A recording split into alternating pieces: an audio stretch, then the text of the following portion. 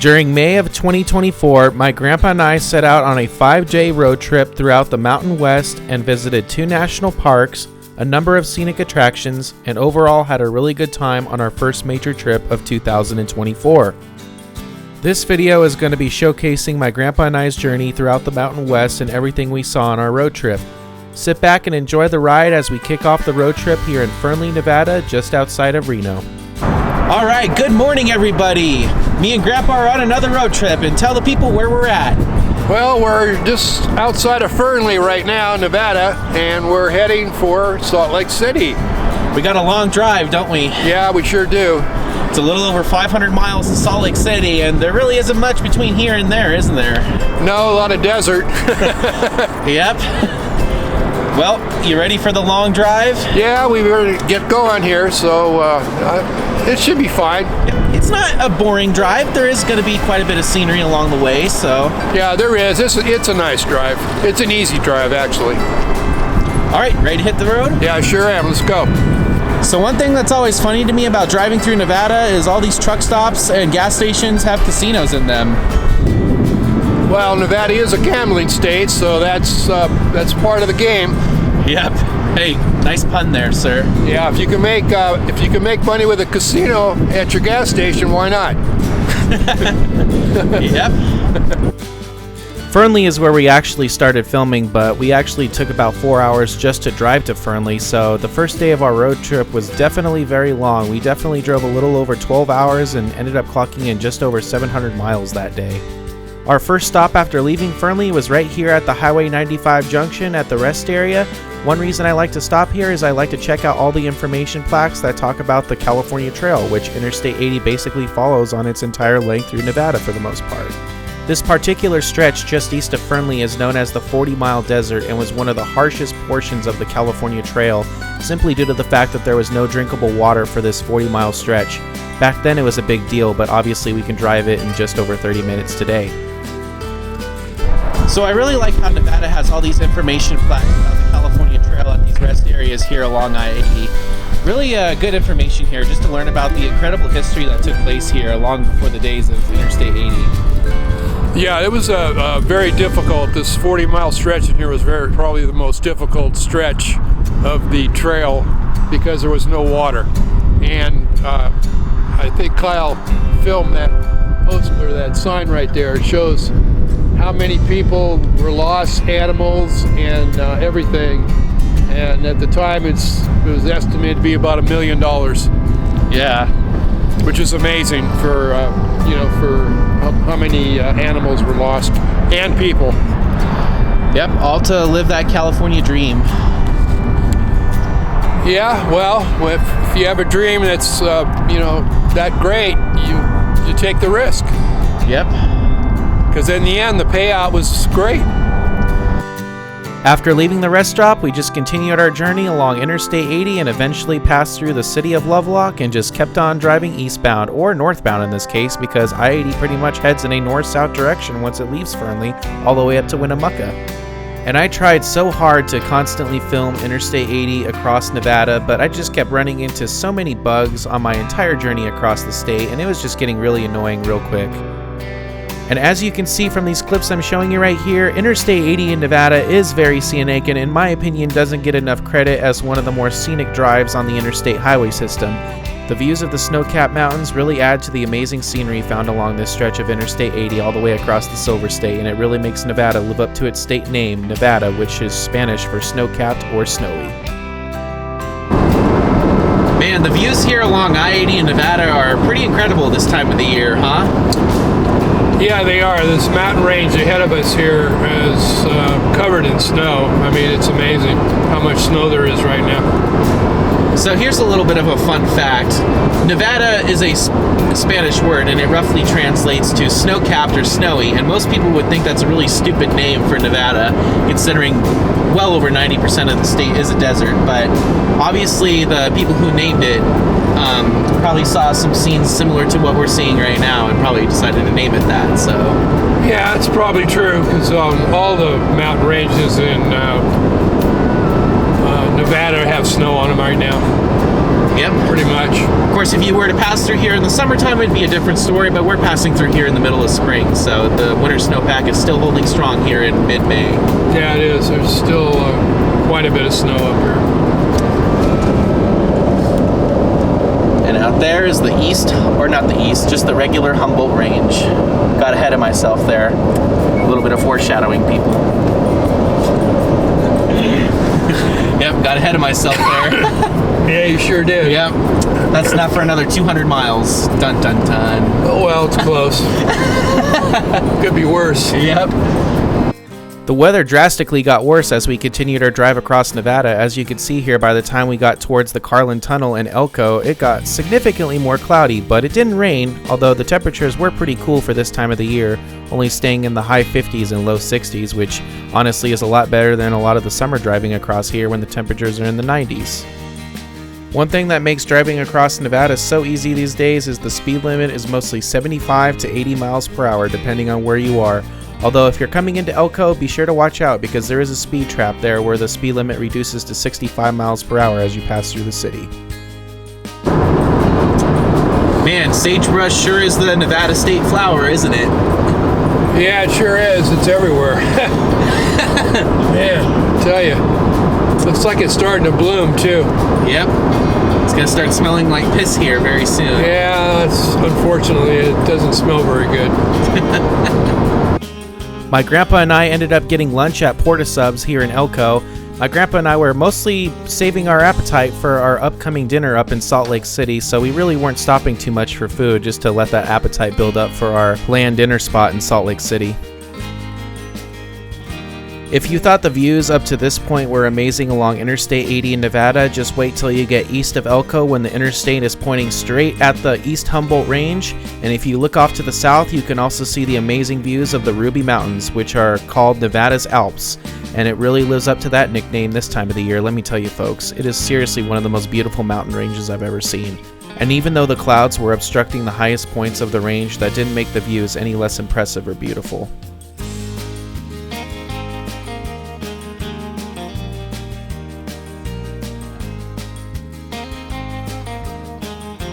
So this stretch of I-80 here between Elko and the Utah state line is hands down my favorite stretch of I-80 in Nevada. Just the views of the East Humboldt Range and the Ruby Mountains here just east of Elko are just an incredible sight to behold in person. And the Ruby Mountains are often called Nevada's Alps, and they're just really showing off why they're called that right now, aren't they? Yeah, that's really pretty out here right now. I mean, it's kind of a lot of snow in the mountains, and then it's also we're having some, looks like we're having some thunderstorms over the mountains, so it's really makes for some neat pictures, I'll tell you that. It's pretty cool. It really kind of breaks the Nevada stereotype that Nevada is just all desert, though, doesn't it? Yeah, it does. I mean, actually, Nevada has quite a few mountain ranges. I think that you were explaining that to me one day. Yeah, so Nevada actually has more mountain ranges than any other state in the U.S. It has 308 mountain ranges in the state. Yeah, you wouldn't know it for all the desert driving you do in this state when you're on these interstates, because most of them are going through the desert areas. But it's pretty gorgeous out here right now.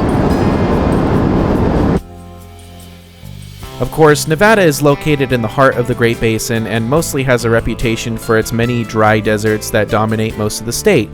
But up here along Interstate 80, you do get quite a bit of high mountains like the East Humboldt Range and the Ruby Mountains that really break that state stereotype that Nevada is all desert.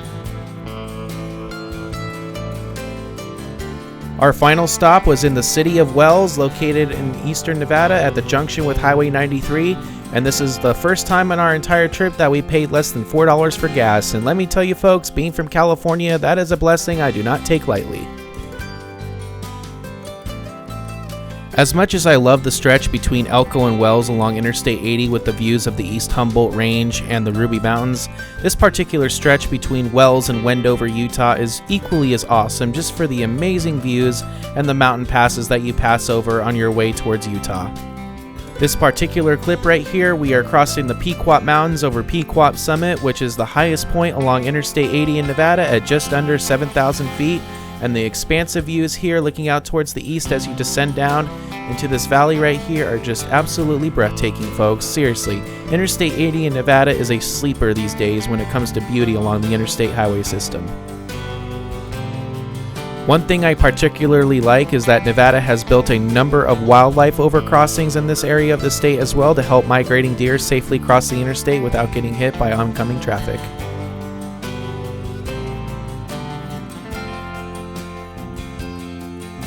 This view right here as you come down the hill into West Wendover, Nevada and Wendover, Utah, and the views of the Bonneville Salt Flats and Great Salt Lake Desert is seriously one of my favorite views on the interstate highway system. It feels like you can see for miles, of course, when it's clear. And just like that, we said goodbye to our first state on this road trip, Nevada, and we entered Utah, which is known as the Beehive State. And right away, we stopped at the Bonneville Salt Flats rest area right there, which is right along the Bonneville Speedway, which is famous for a number of land speed records that have been set there over the years.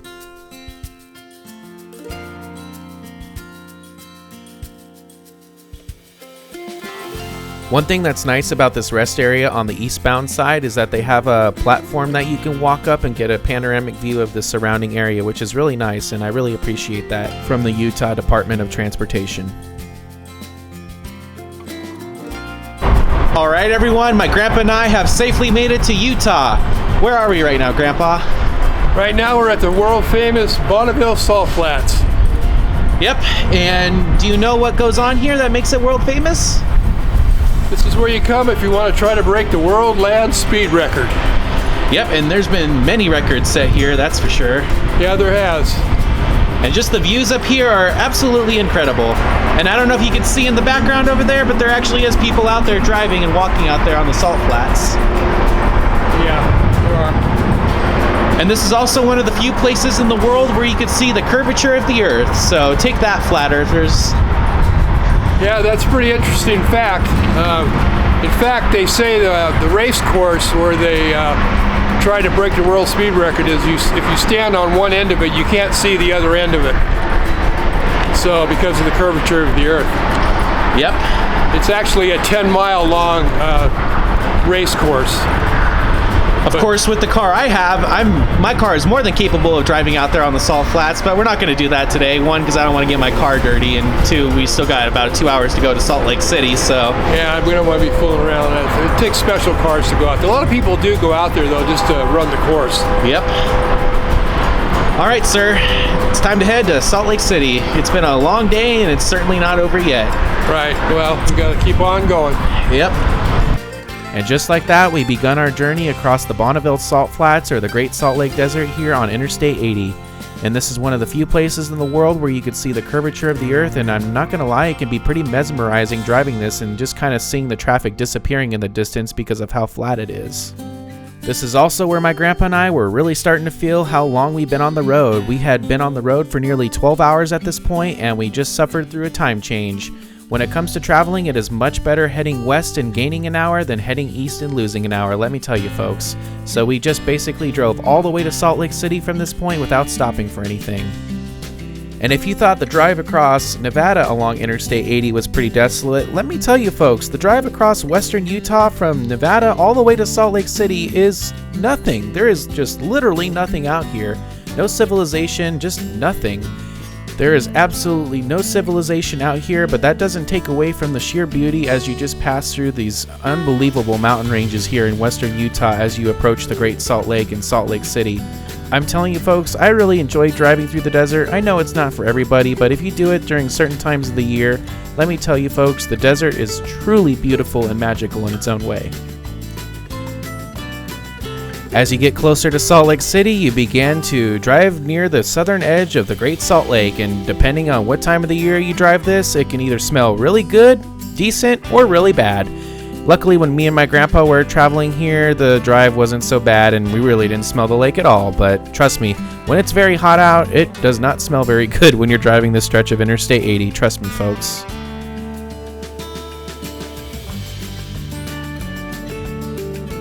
It was a big sigh of relief when we begun to see our first civilization in nearly 100 miles as we were coming into the city of Tooele here just outside of Salt Lake City.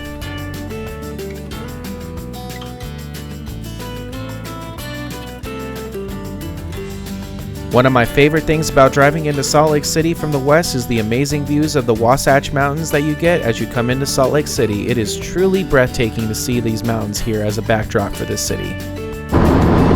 Man, it sure feels good to see civilization again, doesn't it? Yeah, it sure does. It's been a long pull, man, getting here. Yep, but we finally made it. And we're gonna check into our hotel and then get some dinner. Are you getting a little hungry? Yeah, a little bit. You built up quite the appetite driving across the Great Basin. Yeah, it was quite the chore with all that wind we had today. Yep. It's pretty bad. But we're here. We made it to Salt Lake City. Hard in the dirty windshield, but it's just what it is. Absolutely gorgeous views of the Wasatch Mountains there. All right, everyone, my grandpa and I checked into our hotel here in downtown Salt Lake City, and I don't know about you, but after a long drive, I'm hungry. What about you? Yeah, I am too. All right, where are we going to eat? We're going to this Mexican restaurant called the Red Iguana. It's supposed to be really good. Yep, supposedly it's one of the #1 rated restaurants here in Salt Lake City, and you probably don't think of Mexican food in Salt Lake City, probably don't mix too well, but I guess we'll be the judge of that. Yeah, we will be, because we're pretty, particular about our food. Yep. All right, you ready to go eat? Yeah, let's go. My grandpa and I went to the #2 location, which has this giant iguana statue outside of the restaurant. All right, we made it to the Red Iguana, #2 that is, and there's a lot of people here. That must mean it's good, right? I hope so. You ready? It's going to be a pretty good wait. You ready to go eat? Yeah, let's go. One thing I will say though is that everything here is fairly priced. Then again, I'm quite used to California prices, so I'm always appreciating when I get a non-California price meal these days, you know what I mean? Even though we came here on a Thursday, there was still quite a bit of wait to sit at a table, so we just decided to sit at the bar and wait for our food there.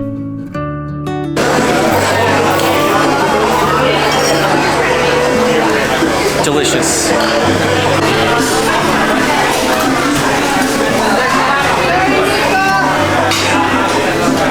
That's very good. Yeah? Yeah, the sauce is good too. Got a little bit of sweet to it. That's really good though. What did you order? Chicken burritos. Nice. That looks delicious. Yeah. It is. Very good. One thing they definitely don't skimp you on is portions at this restaurant. Let me tell you, we definitely got more than what we paid for. Well, my grandpa and I just got done eating here at the Red Iguana in Salt Lake City, and I must say that was a very, very good dinner. Yeah, not only was it a good dinner at reasonable prices, but they give you really big portions. It was really good. You definitely get your money's worth, that's for sure. Oh, absolutely. Yeah, it was really good. And I really like the hospitality here as well. Yeah, the service was great. People were good. It was really a good experience. I'd recommend it. All right, Grandpa, tell the people how we're ending day 1 of our Mountain West road trip. Well, we're at the state capitol here. Yep. In Salt Lake City. Gonna check it out a little bit. Yep, and it's just about to be sunset, so hopefully we get some good colors here at sunset. Yeah, we got a few clouds, but we'll see. The Utah State Capitol building was constructed between 1912 and 1916. And although we were here pretty late in the day and I was a little bit bummed that we couldn't go inside and see the Capitol Rotunda, it was still really nice to see the building from the outside. It is truly one of the most beautiful state capitol buildings that I've ever seen. One thing I really like is how they have the beehive out here, which represents industry, and that's how it became the state symbol of Utah and why Utah is known as the Beehive State. I also really like how they have the brand new Utah state flag out on display here at the Capitol. And if everything wasn't icing on the cake already, we just saw the most beautiful sunset here at the Utah State Capitol, overlooking downtown Salt Lake City and the Wasatch Mountains there in the background. I've seen quite a number of beautiful sunsets in my day, but man, this one right here is just icing on the cake, let me tell you folks. After driving before the sun even came up earlier in the day just to get to this point right here in Salt Lake City, this sunset right here was just icing on the cake and the perfect cap to an amazing day on our first day of our road trip here in the Mountain West. Salt Lake City is easily one of my favorite major cities in the United States, and the views of the Wasatch Mountains here and just the amazing geographic setting of this city just really is on full display right here in this video, and I couldn't be more proud to capture the beauty of this city right here in video. I couldn't think of a more perfect way to end our first day of our road trip here than watching this amazing sunset here in Salt Lake City, with the final daylight of the day setting on the beautiful mountains here in Salt Lake City. It is no wonder when Brigham Young arrived here in 1847, he immediately looked over the Salt Lake Valley and said, "This is the place." My grandpa and I spent a good 45 minutes here just taking in the amazing views of the city and the mountains here at sunset, and this easily became one of our favorite highlights on our entire trip.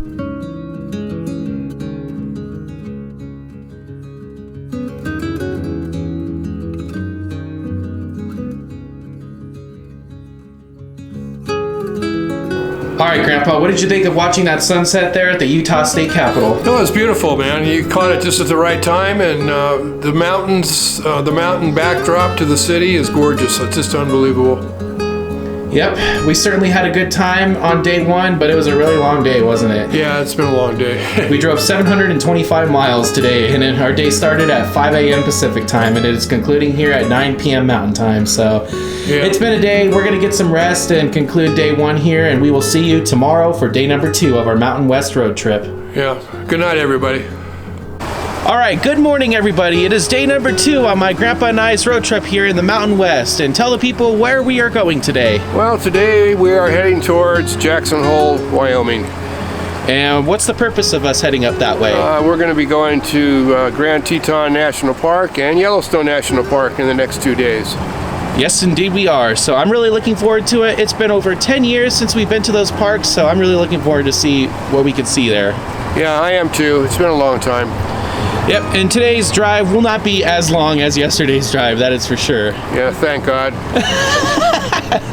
Yeah, but man, it's really nice to be here in Salt Lake City. It's been quite a number of years for me, and it's been 10 years for you personally, so I wish we could spend more time here, but we got to get going on the road. So yeah, this is a really beautiful city. It really is.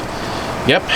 All right, so you ready to hit the road and head to Jackson Hole, Wyoming with a small pit stop in Pocatello, Idaho? Yeah, I am. Let's go. All right, let's head there. My grandpa and I did a little bit of backtracking all the way down to Provo, where we immediately turned around and then started filming Interstate 15 along the Wasatch Front and the Salt Lake Valley here. When it comes to urban freeway drives in the United States, it doesn't get any better than an Interstate 15 here along the Wasatch Front. The combination of very well-built freeways here that are more than capable of handling rush hour traffic, and just the amazing views of the Wasatch Mountains along the entire Wasatch Front here are just simply breathtaking and easily make this one of my favorite urban freeway drives in the country. Enjoy these series of clips that I've recorded here along Interstate 15 and the Wasatch Front as we make our way up to Brigham City for lunch.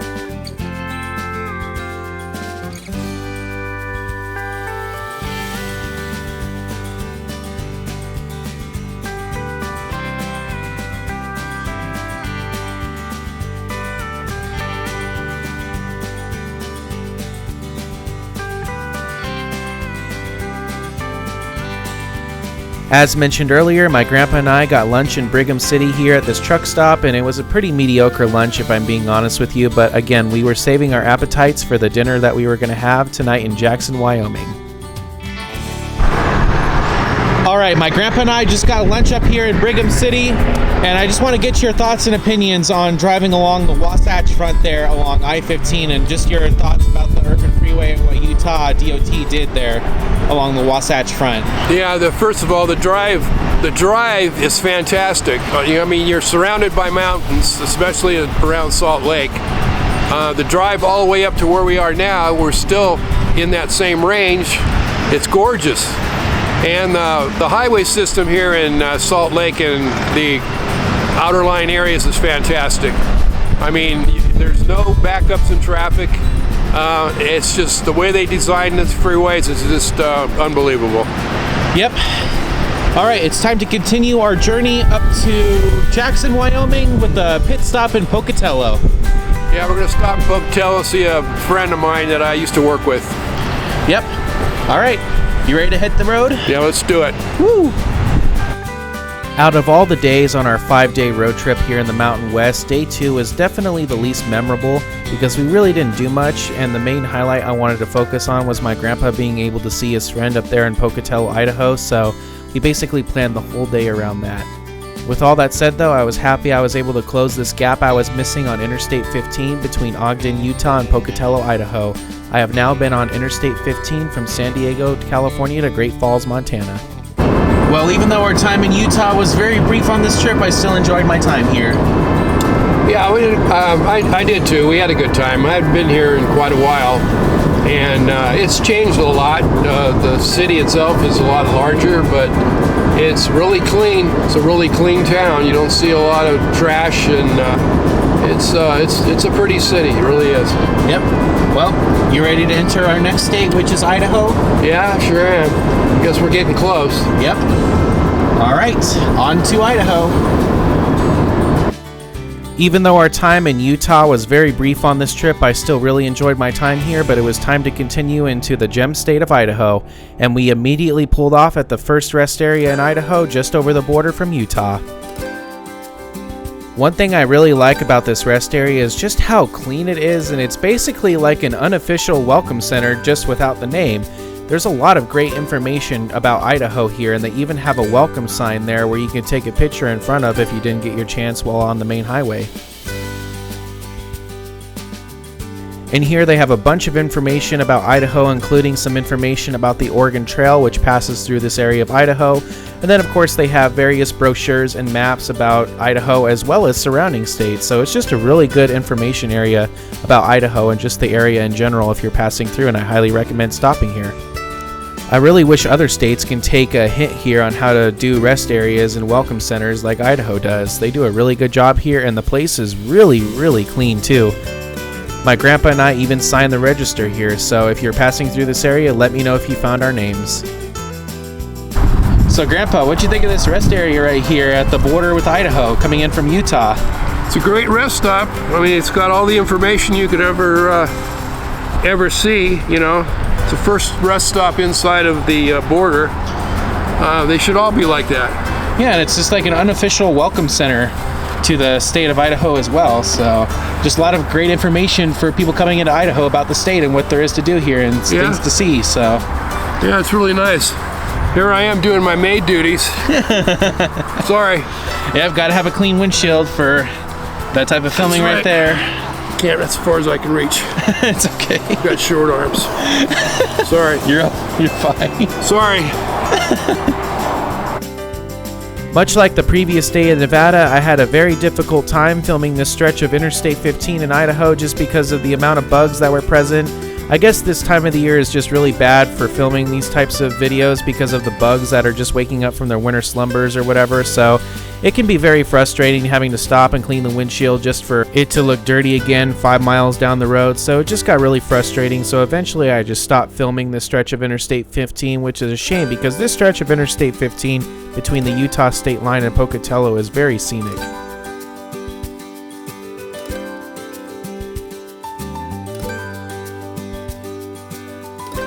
Eventually, my grandpa and I made it to Pocatello, Idaho, where we got off the freeway to visit my grandpa's friend for a little over an hour. It was really nice seeing my grandpa reconnect with somebody he used to work with, so shout out to my grandpa's friend if you're watching this video. It was so nice to finally meet you, and thank you so much for the hospitality. I really appreciate it.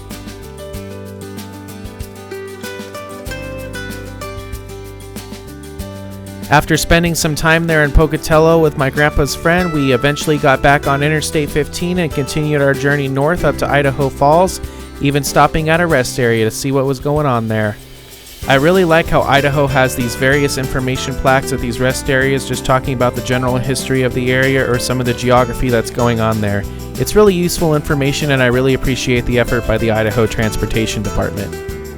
We eventually got back on the freeway and made it all the way up to Idaho Falls, which is where we said goodbye to Interstate 15 temporarily on this trip as we began to make our way over towards Jackson, Wyoming. We eventually made our way through the countryside as we transitioned over to Teton Pass, which is where we entered Wyoming, where we will be spending the next few days of our trip here. It was really nice to be back in Wyoming for the first time since 2021. Well, we just crossed into Wyoming, which is our fourth state on this road trip. Yeah, we were going to stop at the sign, but it was so covered with stickers you couldn't even hardly see it, so we said, forget that. So we're just doing it now. So welcome to New Wyoming. Yep, the Equality State. Cowboy State, sorry. All right, we will see you at the top of Teton Pass. It's probably going to be a lot of snow up there because it's over 8,000 feet and it's early May. So. Yeah, I'm sure there's going to be snow. There's snow down here where we are driving right now, so. Yep. We'll see you at the pass. Despite its high elevation, Teton Pass is kept open year-round and is a very dangerous road, especially in the wintertime, as it features a number of hairpin curves and 10% grades on each side of the pass. Be sure to use caution when driving this road, especially in the wintertime or during adverse conditions. There was still plenty of snow when we crossed Teton Pass here in mid-May of 2024. Even though this area gets a lot of snow, the pass is kept open year-round due to the ski season in Jackson, Wyoming. The views from the top of the pass looking east towards Jackson Hole are a sight to behold in person. The views of the mountains and the valley up here are really spectacular, let me tell you folks. This is a pretty iconic sign here at the top of Teton Pass. And then of course, the view up here ain't too bad either. Of course, you always want to keep in mind that you're now in grizzly bear country as you come into this area of Wyoming.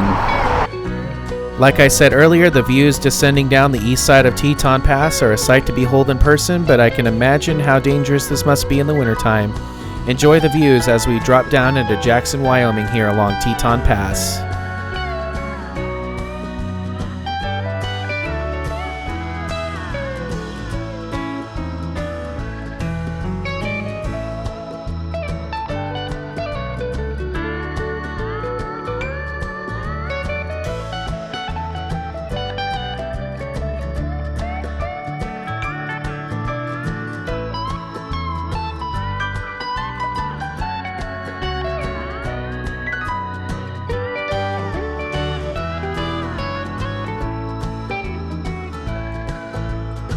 We arrived in Jackson, Wyoming at roughly 5 o'clock, and we immediately checked into our hotel so we can begin to head towards our dinner spot because we were definitely building up an appetite after being on the road most of the day. All right, so my grandpa and I have made it to Jackson, Wyoming, and we just checked into our hotel, and then we're gonna go check out a few stores here in downtown Jackson and get some dinner. You ready to explore a little bit of Jackson? Yeah, let's do it. It's pretty busy down here. Yep, Friday night here in a resort town, so. Yeah, well, it's all right. It'll be fun, I guess. We'll try it. I also want to thank you for advertising for me today, even though you've been wearing the jacket most of the day. Well, it's been cold. Sorry, I got bad shoulders. Hold on a second. Yep. There you go. Woo. Yep. Make sure you guys buy my merch. Link down in the description. Our first stop was at the Jackson Mercantile there in downtown Jackson at the Jackson Square. One thing I will say is this is definitely a tourist trap and a novelty shop, but honestly, when you think of Wyoming, you probably think of something like this being located here, right? I spent more money here than I would like to admit, but one thing I was definitely in search of while we were here is a cowboy hat for my grandpa because we definitely needed to fit in a little bit while we were here in Wyoming, am I right? You can definitely tell this place caters to the tourists. I mean, one thing I just really love about this place is that you just don't really find a lot of this stuff in California, but here in Wyoming, this place seems pretty normal and just really blends in with the crowd. one thing I really like about Wyoming is that it just really embraces its outdoor culture, which I really appreciate being on full display here at this store. All right, so my grandpa and I just got done at the Jackson Mercantile here in Jackson, Wyoming, and what's that on your head? Oh, I had to get a cowboy hat, so since we're here in redneck country, I want to be part of the crowd. Yeah. So here's a fun fact. A lot of people assume Wyoming is known as the cowboy state, and probably more than 50% of people would assume that, but Wyoming is actually called the Equality State, and that's the official state nickname. The reason it's called the Equality State is because Wyoming gave women the right to vote more than 50 years before the ratification of the 19th Amendment in 1920. Of course, this was back when Wyoming was still a territory back in 1869 when it gave women the right to vote. And Wyoming was also the first state to have a female governor in the United States in, I believe, 1922. Don't quote me on that, but... So yeah, Wyoming has had equality based on sex, religion, and a lot of other things before any other state. So that's why it's called the Equality State. It's a very progressive state, and which is a good thing. Mm-hmm. But they've kept their history and everything also. So it's pretty cool. Yep. Be sure to take a photo under the famous antler arches, which are on full display here at the downtown square here in Jackson. These antlers come from the elk which spent the wintertime just north of downtown Jackson there at the Elk Wildlife Refuge. Hi everyone, this is Gabby Grandpa. Here we are in Jackson Hole, Wyoming. After spending time there at the town square, we made our way over to the $1 Million Cowboy Bar and Restaurant, which is located downstairs from the bar. The only thing you're missing is a pair of jeans and some cowboy boots. And a chaw. One thing I will say is that this place was by far the most expensive thing that we ate on this entire trip, but the service was really good and I also really enjoyed the steak. One thing I really liked is that they have these Morgan silver dollars on display here at the bar where you sit at the bar top.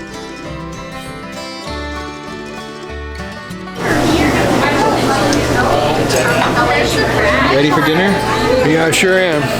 Starving. Building up that appetite all day? Yeah, well, all I had was that Subway sandwich, the small one, many moons ago. Yeah. You look like a real cowboy in this bar. Yeah, I know. Yeah, that's me, Gabby Grandpa. All right.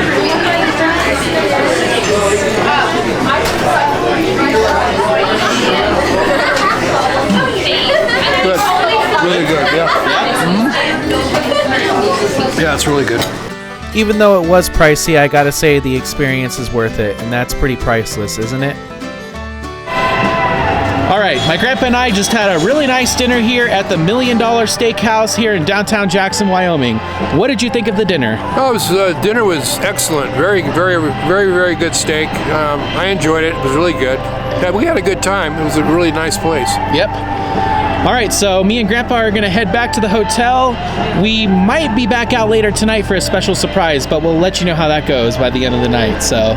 Yeah, we'll let you know. Yep. All right, it's time to head back to the hotel. While driving into Jackson for the day, I discovered on the internet that we were having a very powerful geomagnetic storm and that the northern lights were going to be on full display across most of the United States on the few nights that we were going to be spending there in Jackson. This storm was categorized at G5 strength, which is the strongest category possible for a geomagnetic storm. And let me tell you folks, seeing the northern lights here in Grand Teton National Park for the first time is something I will never forget, and the fact that I got to experience it with my grandpa makes it all the more special for me. Seeing the northern lights has always been on my bucket list, and I never thought I would ever get to see it without going somewhere like Canada or Alaska, but the fact that I got to see it here in Wyoming was just awesome. And apparently the storm was so powerful the northern lights could have been seen all the way down there in Texas and Florida, but just the fact that I was able to see it here in this area with my grandpa made it the most special experience I could have ever asked for. And one thing I'll say right off the bat is I have very little to no experience, obviously, of filming the Northern Lights, so my footage isn't the best, but I was just still very happy that I was able to capture this and just show it to you guys, because this is seriously a once-in-a-lifetime experience, and just the fact that I was able to shoot it right here over the Tetons was just amazing and just bucket list, and there's very little words that I could put into to describe what I was seeing, but it was just an amazing experience.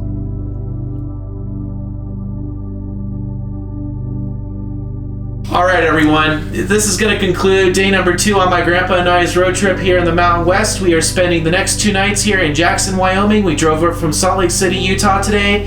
We didn't really see much, but we just drove up here basically and then had a really nice steak dinner, and then we saw the Northern Lights to end off our day here. And what did you think of seeing the Northern Lights for the first time? Well, it's the first time I've ever seen the Northern Lights. I'm going to be 75 years old here next month, and I'd never seen them in person. It was quite the experience. I'm glad that me and Kyle were able to see them. Yep, where we live in Northern California, we're not quite far north enough to really get a good view of them whenever they do happen to come here in the United States. But man, oh man, if you ever get the chance to see them in your lifetime, do it, because it is truly awesome seeing them in person versus like seeing them on the videos that I'm showing you here and stuff like that. But I'm just really glad that I got to experience this with you. And I just want to say good night, everybody. We hope tomorrow brings just equally awesome more adventures. So, yeah. Good night. Yep. We'll see you tomorrow for day number 3. All right, good morning, everybody. It is day number 3 on my grandpa and I's road trip here in the Mountain West. Tell the people where we're going today on Saturday. We're heading up to Yellowstone National Park today. Yep, this is our first time going to Yellowstone in 10 years, so I'm really looking forward to seeing what we can see in Yellowstone. Yeah, it should be pretty nice. There might be a lot of snow on the ground, but we'll see when we get there. Yep, that's another reason why I wanted to go during this time of the year instead of during the peak summer, because the crowds will probably not be as bad. Yeah, it's a weekend, but it should be okay. Yep. Wish us luck. All right, you ready to hit the road? Yeah, I am. Let's go. After picking up some sandwiches there at the Creekside Market in the north part of Jackson, we began to make our way up towards Yellowstone National Park. Of course, on your way to Yellowstone National Park from Jackson, you will pass through Grand Teton National Park, and Grand Teton is filled with amazing views as you make your way through the Jackson Hole Valley. I told myself multiple times that we weren't going to stop at any of the scenic pullouts because we were going to save them for the next day, but I just couldn't help myself. The views here are truly spectacular. So we pulled off at a pullout here just outside of the Jackson Hole Airport. Man, I know we're on our way to Yellowstone right now and passing through Grand Teton National Park, which we'll definitely see a lot of tomorrow, but it's just really hard not to pull over and just take in the views, huh? Yeah, it's a pretty fantastic view right here. This is especially the Grand Teton right there and the glaciers. So it's pretty awesome. After spending about 5 minutes there just taking in the awesome views of Grand Teton National Park, we continued our journey north on the main park road as we made our way up towards Yellowstone National Park. Do keep in mind that if you're coming in from the south in Yellowstone, you do have to pay an entrance fee to enter Grand Teton National Park in addition to Yellowstone. Welcome to Yellowstone National Park. After spending about 2 hours of driving, we finally made it to Yellowstone National Park, which is the first national park ever established in the United States, all the way back on March 1, 1872. The first thing we wanted to visit when we got to Yellowstone was the Old Faithful Geyser, and on our way to Old Faithful, we crossed the Continental Divide 3 separate times. Believe it or not, the south entrance to Yellowstone National Park opened just a few days prior to our visit, and as you can see, there's still plenty of snow on the ground up here towards the Continental Divide, where we were over 8,000 feet above sea level, and we visited Yellowstone here in mid-May, and there was still plenty of snow on the ground this early in the season. It took us roughly 45 minutes to drive up to the Old Faithful Geyser from the south entrance. Luckily, we were here pretty early in the season and there was still plenty of parking available, but I imagine during the peak summer season, parking is very limited here because it's one of the most popular tourist attractions in Yellowstone. All right, Grandpa, we made it to Yellowstone National Park. Where are we going first? Well, we're going to go see Old Faithful, hopefully. Yep. We're here in mid-May and there's still a lot of snow, isn't there? Yeah, there sure is. It's everywhere, yeah. It's pretty warm though, it's not cold, so. Yeah, it's a pretty nice day actually. It's beautiful. Yep. After the last few days of being cloudy, I'm kind of glad we came here today. Yeah, at least there's no wind. Yep, that's true. It took us roughly 5 minutes to walk from the parking lot to the viewing platform of the Old Faithful Geyser. When we got to the viewing platform, we made our way over to a bench where we just set up the tripod and waited for the geyser to go off. The Old Faithful Geyser is easily one of the most famous tourist attractions in Yellowstone and can get very crowded during the peak summer season. Luckily, when we were there was probably only about 100 people there at the viewing platform, but it can easily get over 500 people here during the peak summer season, so just be mindful that you'll probably be fighting people for a viewing spot here at the Old Faithful Geyser during the peak summer season. We waited roughly 30 minutes for the geyser to go off, and the geyser is known for going off roughly every 90 minutes, and they even have a timer there in the Old Faithful Geyser Visitor Center of when they think the geyser is going to go off next. You have about a 10 to 15 minute window from that quoted time, so just keep that in mind when you come to visit the Old Faithful Geyser. Right now I'm just going to play the clip of the geyser going off and everybody's reaction around me.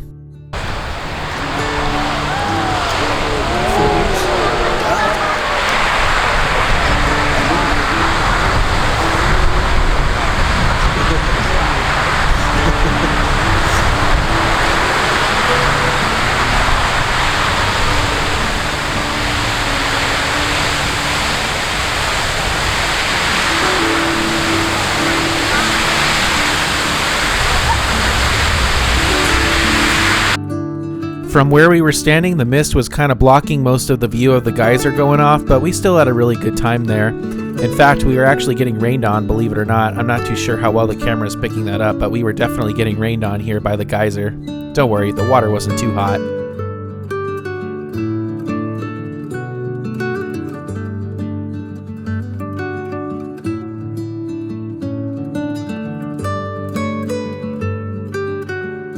I'm really happy that my grandpa and I got to view the Old Faithful Geyser here on a Saturday in mid-May when the crowds really weren't that bad in the park. During the peak summer season, I'm going to be honest, Yellowstone can get pretty crowded and it can kind of ruin the experience sometimes just because of the amount of traffic and people that are in the park at one time. So we really enjoyed the time that we had here in Yellowstone and visiting many of the attractions, including the Old Faithful Geyser here. Yellowstone is definitely one of the most visited national parks in the US, so you definitely want to try to time coming here when you don't have to worry about crowds too much, in my personal opinion, because then you can really enjoy the park more to yourself versus like experiencing it with a whole bunch of other people and everything being overcrowded. The geyser eruption is known to last anywhere between 90 seconds and 5 minutes. Luckily, when we were here, it was erupting for nearly the full 5 minutes, so we definitely got our money's worth, that's for sure. The average height of the eruption is roughly 140 feet, but it can range anywhere from about 105 feet all the way up to about 180 feet, and sometimes even close to 200 on some of the biggest eruptions.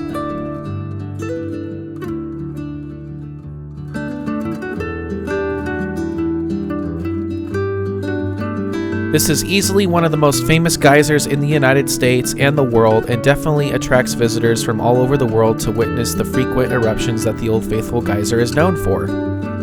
Be sure to be respectful of all the other people there taking pictures and videos because they're there for the same exact reason you are, and it's always important to leave no trace whenever you're visiting national parks.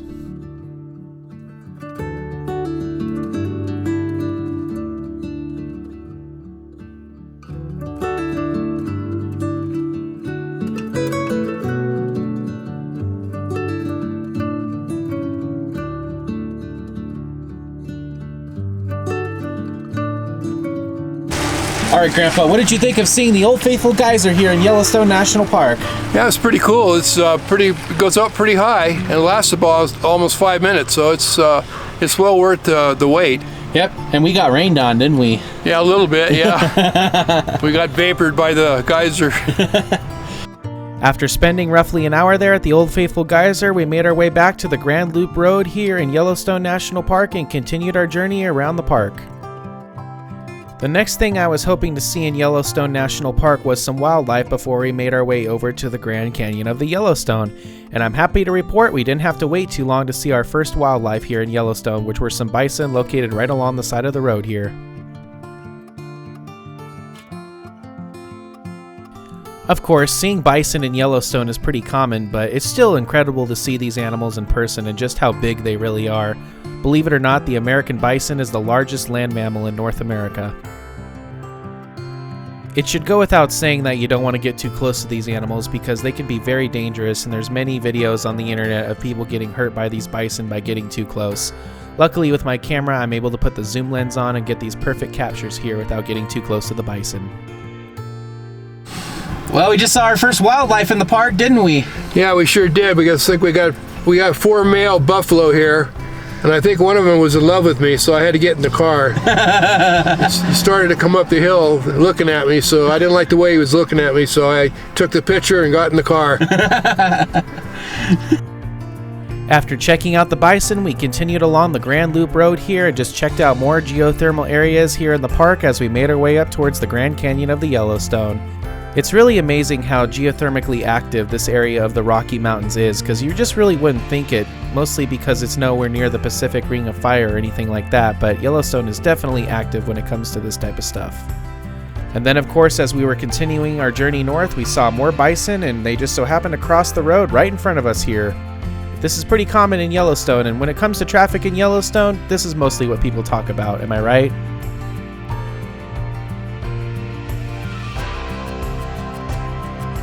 As cool as that was, watching 2 bison cross the road right in front of us, 2 bison started fighting and my grandpa pointed it out and I immediately stopped just to see if these 2 were going to go at it, and oh boy, they sure did, right in front of us too. It was quite an awesome sight to see these bison just going at it right in front of us here on the road.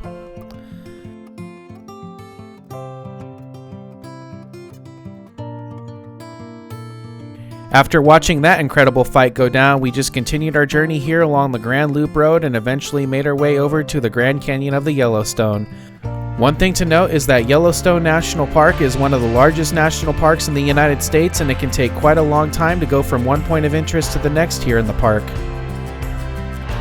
Unfortunately for us, we ran into quite a bit of traffic here as we were making our way over to the Grand Canyon of the Yellowstone because some people spotted some bears along the side of the road, and then everybody stopped and created this massive traffic jam that took forever to get through. It was really frustrating at first, and then having to deal with all that lost time that we wasted there in the traffic jam just to get to the next point of interest. Some things had to be cut from our day, which was really unfortunate because you can't see Yellowstone in one day, let me tell you folks. But we made the most of what we had and how much time we had, and I think we did pretty good. So our next stop was here at Canyon Village, where we looked around a bit and even got ourselves some souvenir shirts to take home with us. Alright, me and Grandpa are just walking around here in Canyon Village. We just got some souvenir shirts while we were here in Yellowstone, and we're gonna go get a stamp from my stamp book right here. Yeah, it's been pretty, I was really surprised. There's been quite a few people in here today. Yep. For being off season, but yep, it's still nice. We're having a good time. Yep. One thing I definitely noticed while here in Yellowstone was the abundance of ravens here in the park. After leaving Canyon Village, we eventually made our way over to the Grand Canyon of the Yellowstone here along the Scenic Loop Road that takes you to all the scenic pullouts here on the north rim of the Grand Canyon of Yellowstone. Alright, Grandpa, where are we at right now? We're at the Grand Canyon of the Yellowstone. Yep. We're going to be spending quite a bit of time here just checking out the various views on both sides of the canyon, so you ready to go check them out? Yeah, let's do it. The Grand Canyon of the Yellowstone is hands down my favorite part of Yellowstone National Park when it comes to natural beauty. I mean, just look at all of the amazing colors here in this part of Yellowstone. So, do you have an idea of why it's called Yellowstone National Park now? Yeah, by the canyon. Yep. Pretty awesome view, huh? Yeah, it is. It looks like this canyon was formed by that Yellowstone River. And which ocean does the Yellowstone River go into? Atlantic? Yep. Via the Missouri Okay, yeah. and Mississippi rivers There you into go. the Gulf of Mexico. Yeah, that's true. Okay. I was testing you because we've been crossing the Continental Divide multiple times today. Yeah. I almost got confused for a minute, but it does go to the Atlantic. Yep.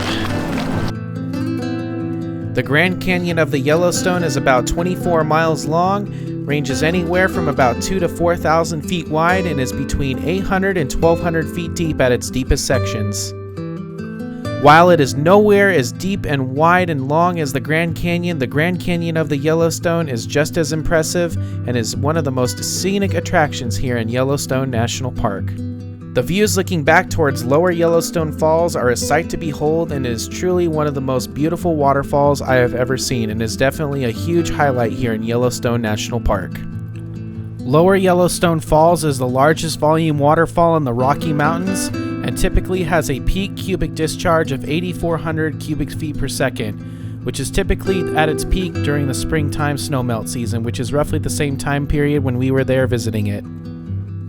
It's not hard to see where Yellowstone National Park got its name from after visiting the Grand Canyon of the Yellowstone. This is easily one of the most picturesque canyons I've ever seen with my own eyes.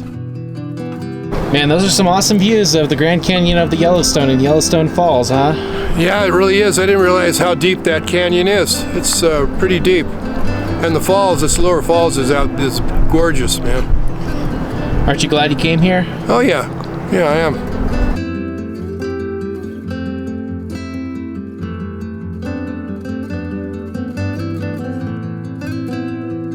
Of course, this is one of the most popular tourist attractions in Yellowstone National Park, so expect a lot of crowds here during the summer, but when my grandpa and I were here in mid-May, we pretty much had the entire viewing platforms to ourselves with a few exceptions. It is really amazing to see how the Yellowstone River carved this deep canyon here in the heart of the Rocky Mountains. It is truly awe-inspiring, to be honest.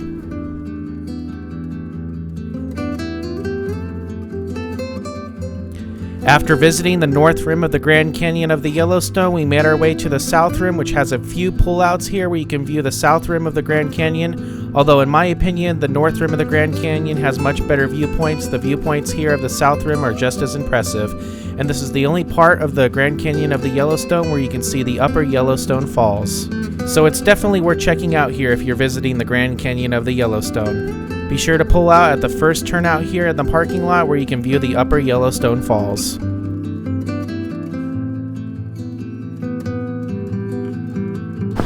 Just more awesome views of the Grand Canyon of the Yellowstone, huh? Yeah, really nice. Really deep. I mean, I'm really surprised how deep it is. Upper Yellowstone Falls plunges 109 feet, which is roughly a third of the height of Lower Yellowstone Falls, but that doesn't make it any less impressive. Also, being here during the peak snowmelt season doesn't hurt either. Alright, so my grandpa and I are now on the north rim of the Grand Canyon of the Yellowstone, and we just saw Upper Yellowstone Falls, so what do you think of it? Yeah, Upper Falls is just as gorgeous as the Lower Falls. Yep. Yeah, it's a beautiful area here. Our final stop here in Yellowstone National Park was at the appropriately named Artist Point, which is where many paintings of the famous Grand Canyon of the Yellowstone and pictures have been taken over the years here from this very point. It is truly one of the most beautiful areas I've ever seen in a national park.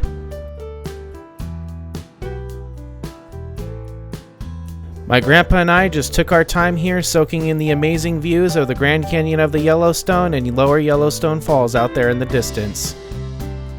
Lower Yellowstone Falls plunges just over 300 feet down the cliff there, or roughly 100 meters. Lower Yellowstone Falls is easily one of the most photographed sections of Yellowstone National Park, and it's not hard to see why after taking in the amazing beauty that this place has to offer.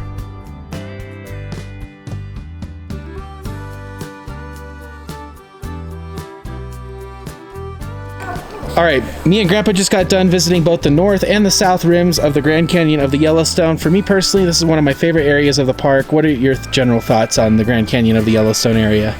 I agree with you. I think it has one of the more aesthetic areas of the park with the river, the canyon, and the waterfalls. Yeah, for sure. Well, looks like our time in Yellowstone is slowly coming to an end, so I hate to leave, but we had a really good day, didn't we? Oh yeah, we had a good time. All right, you ready to continue on the road? Yeah, let's do it. After visiting the Grand Canyon of the Yellowstone, my grandpa and I made the 3-hour drive back to Jackson, Wyoming, as it was getting pretty late in the day and we didn't want to get back to Jackson by the time it got dark, so we started heading out of Yellowstone without really stopping for anything besides just checking out a few scenic attractions along the way. One thing to note is that you do pass along the John D. Rockefeller Jr. Memorial Parkway as you make your way out of the park. Alright, so me and Grandpa are heading back to our hotel back in Jackson, Wyoming. So what did you think of your time in Yellowstone National Park? I really enjoyed it. It's been a long time since we had been here, and Hasn't changed much other than a few fires, but I enjoyed it. I wish we could have spent a little bit more time and visited a few more places, but that's just the way it goes. Yeah, it seems like we never have enough time to visit everything we want on these road trips, but that's just how it is, you know. Yeah, you know, we're kind of limited to the number of days we can go. This is a little bit longer trip than we normally do. We had 5 days, so, but it's been a good trip. Yep. Well, it's not over yet. No, it's not. We still have one more place to go tomorrow. Yep. And that is Yellowstone's neighbor, Grand Teton. Yeah. On our way back to Jackson, as we were passing through Grand Teton National Park along Highway 191, 89, and 26, is that we spotted a bison herd here along the side of the road, so of course we had to stop and take a few pictures and videos. I later found out that this is where they like to hang out here in Grand Teton National Park in this open grassland, which was just coming alive from its winter slumber, so I'm sure they were getting the first pickings of spring here. And then of course the views looking back towards the mountains ain't too bad either. This is truly one of the most beautiful areas in the country right here, let me tell you. It was really cool being able to see this as we were making our way back towards Jackson because we really weren't expecting to see it here, but it honestly makes sense given the geography right here. And then of course the icing on the cake as we were making our way back towards our hotel in Jackson was the unobstructed views of the Tetons here as we were making our way back along the main highway. It was a real nice preview for our next day as we would explore Grand Teton National Park here in this area of Wyoming. I was telling my grandpa that it's views like this right here that make me so proud to be an American and be in this beautiful country of ours because we are truly blessed to live in such a beautiful country right here. It really makes me proud to live in this country, let me tell you folks.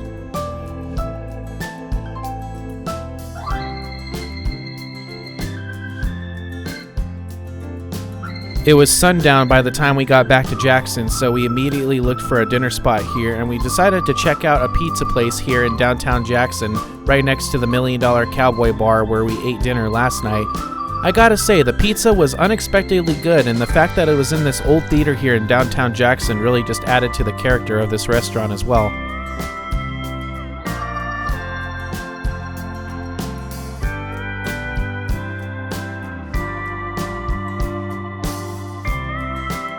Alright, so my grandpa and I just had pizza here at this awesome place here in downtown Jackson. So what'd you think of the food? It was really good. It was Yep. Great pizza, not greasy at all. I really liked it. Alright, you ready to end off the day? Yeah. Alright, let's go get ourselves a drink. How about that? Does that sound good? Yeah, it sounds great. Alright. You owe me a beer. Yeah, I do. he paid for the dinner, so I'm going to get him a nice beer here at the bar. So, alright. So, with all that said, folks, we really hope you enjoyed riding along with us today in Yellowstone National Park. That's going to conclude day 3 of our trip here in the Mountain West, and we will see you tomorrow on day number 4. My grandpa and I finished the day off here by having an awesome beer here at the $1 Million Cowboy Bar. It was an awesome experience. Alright everyone, it is day number 4 on my grandpa and I's trip here in the Mountain West. Yesterday we went to Yellowstone, and today we're going to Grand Teton National Park. You looking forward to the adventures we'll go on in Grand Teton? Yeah, I really am. I think it's going to be really fun. Yep. I gotta tell you, my excitement level for Grand Teton National Park was at an all-time high because this is easily one of the most scenic national parks in the U.S. Welcome to Grand Teton National Park. We just entered the park and the views are already getting awesome.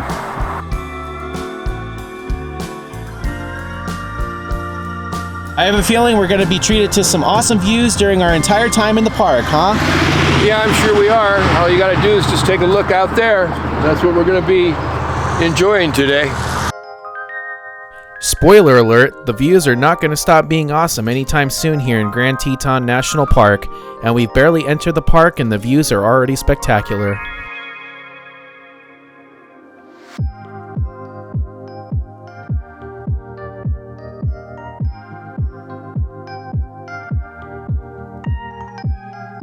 Man, I'm almost convinced that this is the most beautiful mountain range in America right here. I have a tendency to agree with you. I haven't seen anything that rivals this one. There are some in California that probably do, but The Eastern Sierra comes to mind along Highway 395. right. Make sure you check out our video and the link in the description for that video, by the way. Yeah, then you can make your own comparisons, but this has got to be like I was talking to Kyle earlier, it's probably in the top 5 around in the country. Yep. I'd put it in the top 3 personally. Yeah, you're probably right, because this is a gorgeous mountain range here. It's unbelievable. One thing that was really cool is that we got to see a plane come down into the Jackson Hole Airport here in Grand Teton National Park. The Jackson Hole Airport is the busiest airport in Wyoming with just over 450,000 passengers per year, and it is also the only commercial airport inside of a national park here in the United States. Seeing this plane land here at the Jackson Hole Airport in Grand Teton National Park made me extremely jealous of everybody on board. I'm sure they had a much nicer view of the Tetons than I did down here on the ground. All right, so my grandpa and I just saw a plane coming into the Jackson Hole Airport as it just crossed the Tetons right there, and I gotta say, this must be one of the more scenic airports in the United States. What do you think? Yeah, I have to agree. I was surprised that the plane wasn't tilted to the right with everybody looking out the windows as it went by the mountain right there. Yep. Man, that'd be one hell of a landing. Yeah, that was pretty awesome to see that. Kyle's got it on film, so you'll be able to see it. Our next stop in Grand Teton National Park was at the famous Mormon Row here in the Jackson Hole Valley, which is located about 2 miles east of the main park highway. Mormon Row is famous for the many homesteads founded by Mormon pioneers during the late 1800s when they began settling here in the Jackson Hole Valley. Many of the homesteads got turned over to the National Park Service when Grand Teton National Park was expanded throughout the years, and many of them are undergoing a renovation now, conducted by the National Park Service. All right, so my grandpa and I are here in Mormon Row in Grand Teton National Park, which is just off the main highway. Basically, these were all homesteads that were settled by Mormons in the late 1800s. You ready to go check out some homesteads and get some more awesome views of the Tetons? Yeah, let's do it. This is the first time I didn't even know this was here. The entirety of Mormon Row here in Grand Teton National Park is listed on the National Register of Historic Places. One thing I will say though is that I am completely jealous of all the people that once lived here. I mean, they probably woke up to the most amazing mountain views in the entire country right here, let me tell you folks. Something that might surprise a lot of you is that Wyoming has a pretty high percentage of its population identifying with the Mormon Church. Typically when you think of the Mormon Church, you think of states like Utah, but Wyoming actually has the 3rd highest percentage of its population identifying with the Mormon Church after Idaho and of course Utah. This particular barn right here is known as the T8 Moulton Barn and is one of the most photographed barns in the United States, obviously due to its geographic setting right here in front of the Tetons. As a matter of fact, if you just type in on the internet pictures of Grand Teton National Park, you probably see this exact scene right here that I'm showing you right now. Alright Grandpa, so sometimes when you type in pictures of Grand Teton National Park on the internet, this exact scene comes up right here in Mormon Row with that barn and the Tetons in the background. I showed you this picture like a minute ago, so what do you think of seeing it in person versus seeing it on the internet? Well, it's pretty neat to see it in person because that's part of history, and there it is. Yep. Actually staring at it right here. Yep. And man, I just can't get over just the views here, and man, I'm just jealous of the people that once lived here, huh? Yeah, it would have been a nice place to live. Probably not in the winter, but... No, that's what I was going to say, that. I probably wouldn't want to have been here in the wintertime, but... Imagine waking up to that view every day, though. Oh, yeah. Yeah, that would be pretty awesome. My grandpa and I spent roughly 30 minutes here just taking in the sights and sounds of Mormon Row and just checking out all the various homesteads right here in Grand Teton National Park. I must say we really enjoyed our time here in Mormon Row and just taking in all the sights and sounds of all the various homesteads here.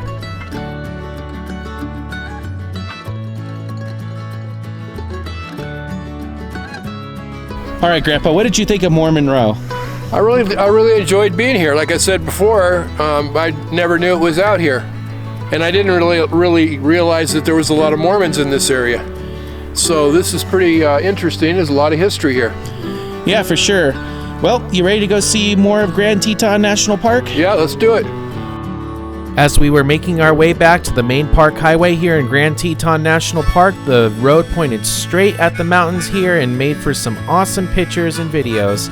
It is truly amazing just how wide open the views are here, and there's absolutely no obstruction whatsoever. It just makes for the most perfect captures here in Grand Teton National Park.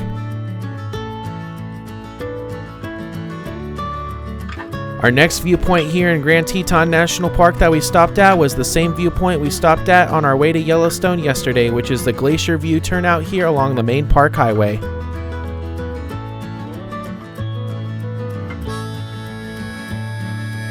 When it comes to scenic pullouts here in Grand Teton National Park, it doesn't get any better than the Glacier View turnout here. And the fact that you can view this one for free without having to pay any of the park fees is just icing on the cake in my opinion.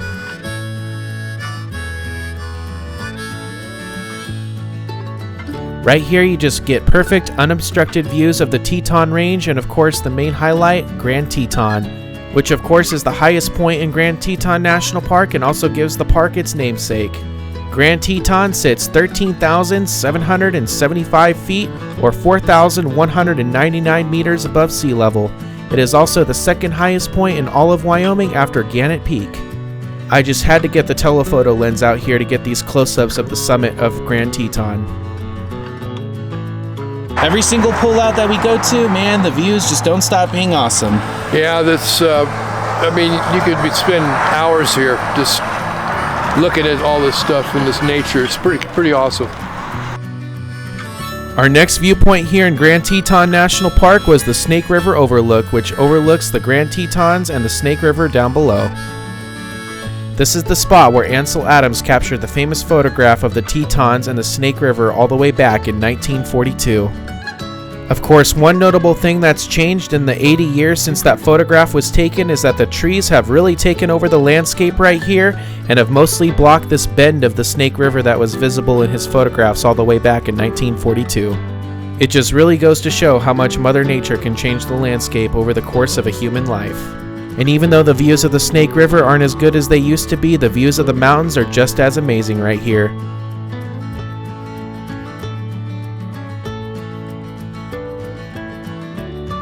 Alright, Grandpa, we're standing here at the Snake River Overlook, which is where Ansel Adams took many famous photos of the Tetons here in Grand Teton National Park.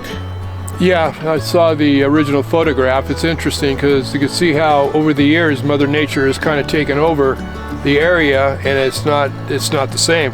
Yep.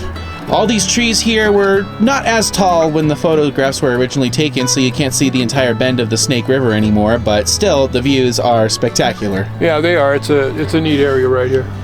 Pop quiz. The Snake River is a tributary of... Columbia. Yep. Good job. As we continued our way up the main park highway, we got stopped here by some more bison along the side of the road, the same spot where we saw them on our way back to Jackson, Wyoming from Yellowstone yesterday. However, unlike yesterday, one thing I noticed here was that there was a few babies out there, also commonly known as the red dogs when they're first born because of their red coats. I'm pretty sure this is the same bison herd as yesterday, but I'm not sure if these calves were literally born last night or this morning, but it's just really awesome that I got to see them right here because I've never seen a bison calf because every time I've come to this area, it's always been in July or August, so they are much more grown than they are here. It just makes me wonder if they were born last night or they were just here the whole time and I just didn't notice them yesterday. Of course, the views looking in the opposite direction of the bison are quite impressive as well. Like I said, this is one of the most beautiful areas of the United States, and the views just don't stop being awesome no matter which way you look.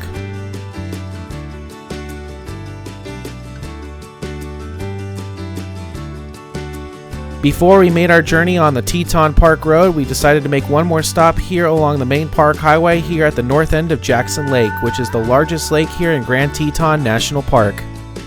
Here in mid-May, the northern section of the lake was still frozen over, but I'm sure it's no longer frozen by the time this video is released here on YouTube.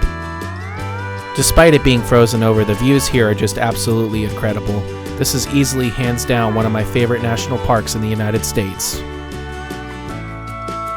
Pretty awesome views of the Tetons here with Jackson Lake, huh? Yeah, it is. It's really pretty here. Really pretty area. As you can see, the lake is starting to melt finally. But it's a big lake. It's pretty good size. All right, you ready to continue on the Teton Park Road and see some more awesome views of the Tetons? Yes, I am. Let's go. We'll be a lot closer to them, too, than we were on the main highway. Yeah, that's true. On the loop, yeah, that's pretty cool. All right, let's hit the road. After visiting Jackson Lake, we made our way over to the Teton Park Road there at the Jackson Lake Junction and began our journey south on the Teton Park Road to get more amazing views here of the Teton Range in Grand Teton National Park. Enjoy these series of clips I put together here as we drove down the Teton Park Road all the way to the southern entrance there near Moose Junction at the Visitor Center. This is truly one of the most scenic roads you can take in any national park in the United States.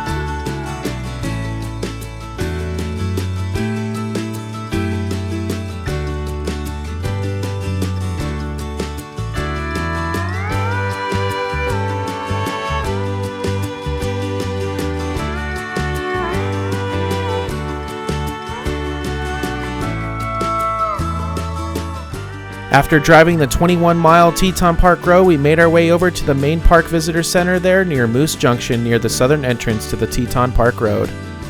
All right, my grandpa and I just got done driving the Teton Scenic Loop there that basically loops around the main highway and gets closer to the Tetons. What did you think of the drive? Yeah, it was great. It was a great drive. A lot of nice scenery. You're kind of up close and personal. Yep, and we're going to be stopping at all the Pullouts on our way back north along the Pullout. We were just filming driving southbound, but before we do that, though, we're going to check out the visitor center, aren't we? Yeah, let's go check it out. Check out the statue of a moose they have right outside the visitor center here. Also, it's kind of funny that they have to put a sign out there to say not to climb on the moose. The main park visitor center here is quite spacious and has quite a bit of amenities here and information on the park itself. We're in the visitor center, aren't we? Yeah, we sure are. It's a big building. It's nice. Really nice. Yep.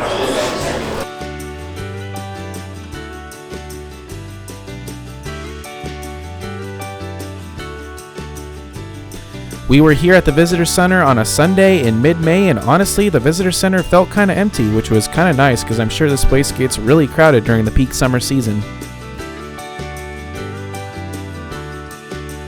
One thing I really like about the visitor center is they highlight the various indigenous people that once called this area home right here, and it just has a lot of great information about the area's history as well. Definitely one of the nicest national park visitor centers that I've been to in any national park, that is for sure.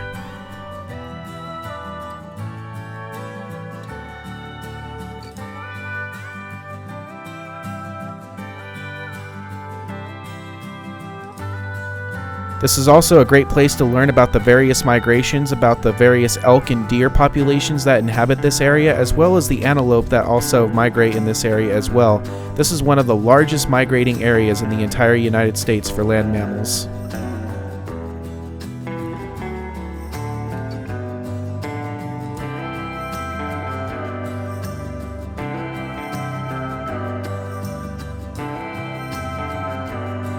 One thing I really like is how they have this comparison right here between the black bear and the grizzly bear. Believe it or not, the Yellowstone ecosystem is one of the few areas in North America south of Canada where black bears and grizzly bears co-inhabit the same area. All right, my grandpa and I just got done visiting the visitor center here in Grand Teton National Park. What did you think? It's nice. Got a lot of stuff in here to look at, and they have a little gift shop, and it's really done well. All right, we're putting our sticker here since we visited Grand Teton National Park. There we go. After visiting the main visitor center there in Grand Teton National Park, we began our journey back north along the Teton Park Road, this time stopping at all the scenic pullouts there, just taking in the various views here in Grand Teton National Park. It doesn't take too long once you get past the southern entrance for the views to really start opening up here, and you just get amazing views of Grand Teton here as you pull up to this first scenic pullout here along the Teton Park Road.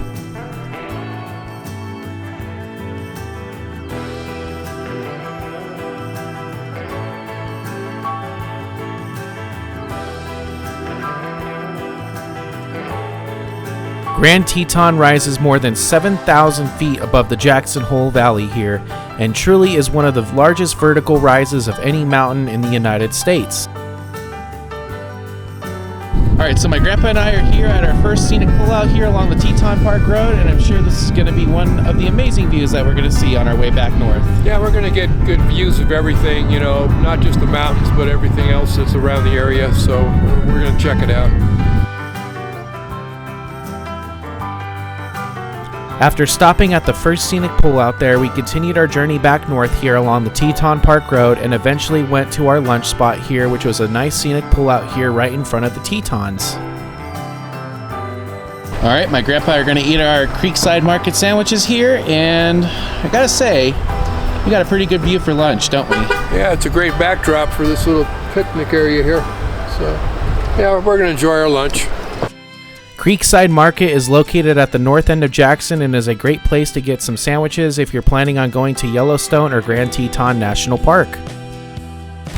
What type of sandwich did you get? It's a turkey and cheese. Nice. And I got the Italian. Try it, take it out. How's the sandwich? Yeah, it's very good. Not bad. You highly recommend them if you're coming to Yellowstone or Grand Teton if you're heading out of Jackson? Yeah, I would. Yeah, it's a good place to stop. I was able to capture this awesome shot right here of my car parked right in front of the Tetons. This is truly one of my favorite pictures I've ever taken of my car. Let me tell you, it doesn't get much better than this.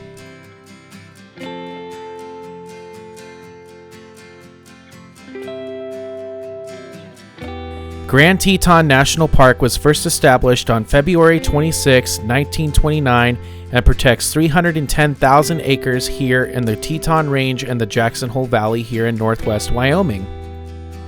Our next stop along the Teton Park Road was at the Teton Glacier Turnout, not to be confused of the turnout of the same name along the main park highway.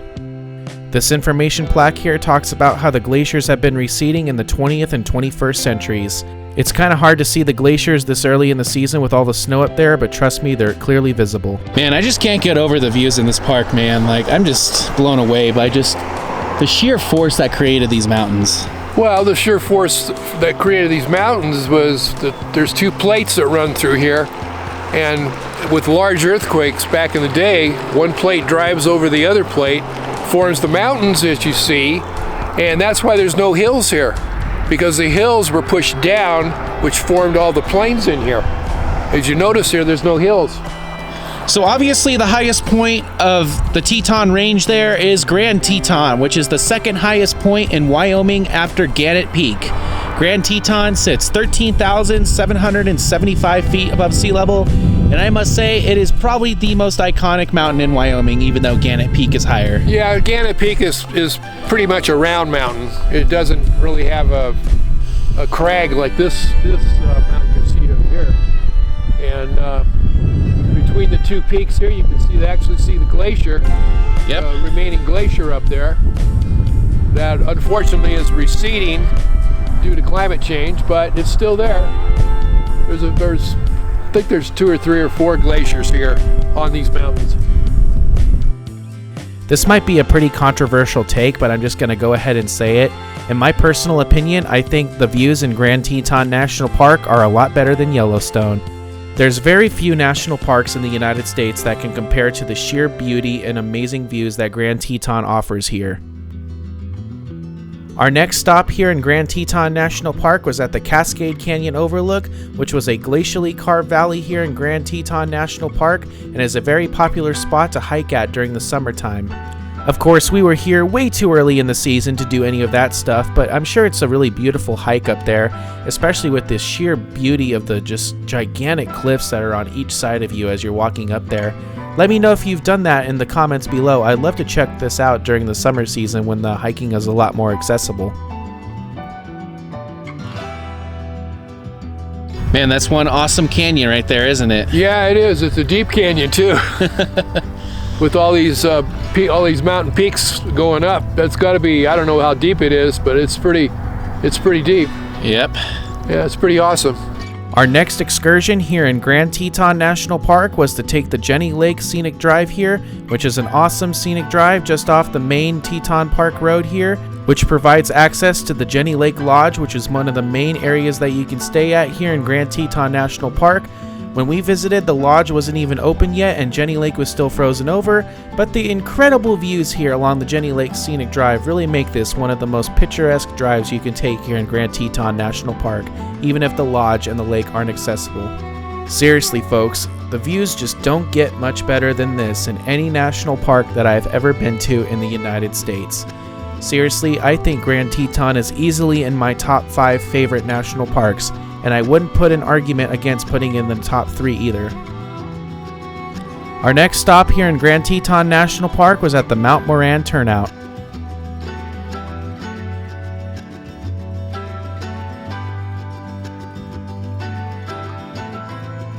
It doesn't matter which scenic pullout you stop at here in Grand Teton National Park, you are guaranteed to get amazing views no matter which one you stop at and no matter which direction you look. Seriously folks, Grand Teton National Park is home to some of the most picturesque mountain views you'll find anywhere in the world, and it truly makes me happy to be an American when I'm able to just view these awesome natural places in this great country that I get to call home. Mount Moran is named after Thomas Moran, who was an American painter and printmaker, and many of his early paintings were very instrumental in the creation of Yellowstone National Park in 1872. Our final stop here along the Teton Park Road is here at the Jackson Lake and Dam. Alright, so my grandpa had made it back to the north end of the Teton Loop Road here, and we're going to check out Jackson Lake and the Jackson Lake Dam, which basically is the second start of the Snake River. Yeah, it's a pretty good sized reservoir. I guess it's a reservoir. Well, yeah, it was a natural lake, and then they built the dam, and then the lake slightly increased in size. Not by much, but... Yeah, so anyhow, we're going to go check this out.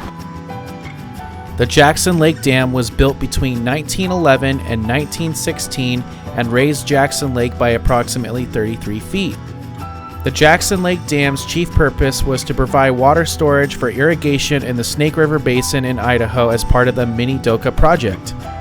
The Jackson Lake Dam also serves as the primary outflow for the Snake River, which flows over 800 miles downstream and eventually empties into the Columbia River near the Tri-Cities, Washington. It's really cool to stand here where the Snake River basically gets its main start here in Grand Teton National Park, and it's really cool because I've also seen the end of the Snake River over there in the Tri-Cities, Washington, where it flows into the Columbia.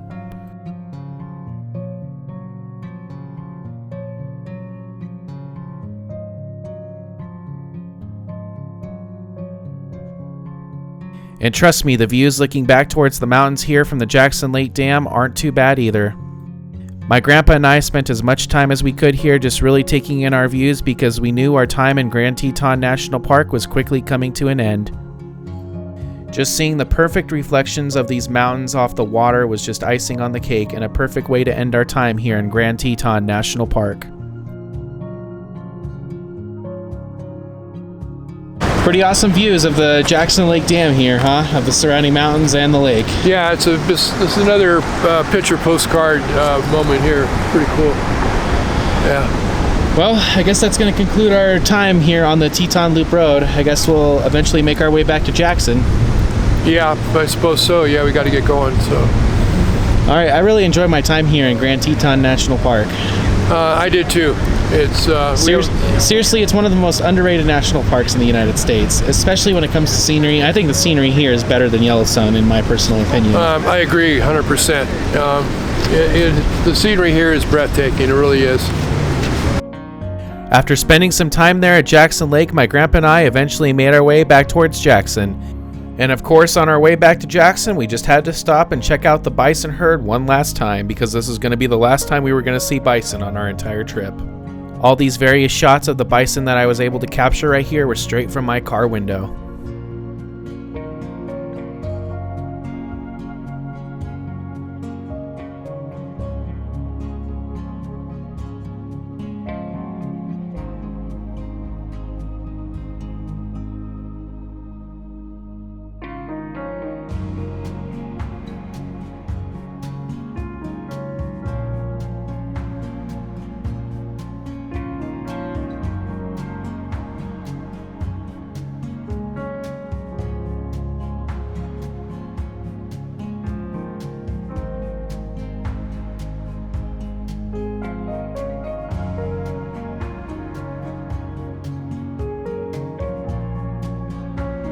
It was really bittersweet as we were driving back towards Jackson and I was getting my last view of the Tetons right here, because I knew that we were not going to see scenery like this on our way back to California. Our time here in Grand Teton National Park was easily the personal highlight for me on this entire trip. I really loved my time here in Grand Teton National Park, and my grandpa did too. After spending a little time in Jackson, we began to make our drive all the way to Twin Falls, Idaho, which is where we were spending our final night on our road trip. Well, we made it back to Idaho, and we've got about an hour to go until our hotel in Twin Falls, which is our last night that we're staying on this trip. Yeah, it's been a pretty good pull coming out of where we were. So it's about a 4-hour drive from Jackson, Wyoming to Twin Falls, Idaho. Yeah, so it's an easy drive. I mean, you can most of the speed limits are like 80 miles an hour, so you can make pretty good time. Ain't that the truth? I wish we had speed limits like this back in California. Yeah. Yeah, you're right. It's terrible. California speed limits are really outdated, but that's a topic for a whole nother video. Yeah, so that's not even worth talking about. Sorry. So the Snake River Plain here in Idaho reminds me a lot of the Central Valley of California where we live. They're both about 400 to 500 miles long, and although the Snake River Plain has a much colder climate, especially in the wintertime, not so much in the summertime, but because it is higher, the Central Valley is basically at sea level, while the Snake River Plain ranges between 2,000 to 5,000 feet above sea level. Yeah, it looks like they do a lot of growing out here. I'm not exactly sure what this is out here, but I know there's a lot of it. Ain't that the truth? Yeah. All right, everyone. My grandpa and I have successfully made it to Twin Falls, Idaho for our final night on our Mountain West road trip, and we will see you tomorrow. Good night, everybody. See you tomorrow. Good morning, everybody. It is my grandpa and I's final day on our Mountain West road trip here, and we're mostly going to be driving home today, but we are going to be making a few stops, with the first one being Shoshone Falls, just outside of Twin Falls, Idaho here. Yeah, it's a great place to visit. There's a beautiful waterfall there on Snake River, so we're going to go check it out. Yep, and we should be one of the only ones there because it's very early in the morning, so I'm looking forward to it. Yeah, hopefully there'll be no crowds. Shoshone Falls was my grandpa and I's last major stop on our road trip throughout the Mountain West during May of 2024. My grandpa and I got up pretty early that morning as we got out of our hotel and made our way over to Shoshone Falls. We wanted to make sure we had enough time to spend there just to really take in the scenery and the beauty there before we made our way back to California later that day. It took us about 10 minutes to drive to Shoshone Falls from our hotel in Twin Falls, and normally it is about a $5 fee to access the park there because it is a Idaho state park, but we were there so early in the morning that no one was collecting the fee, so we got a free parking spot and entry into the park. My grandpa and I quickly spent some time there checking out all of the information plaques about the falls. One thing I particularly liked is that they included a lot of the history of the indigenous people who once used these falls as part of their daily life.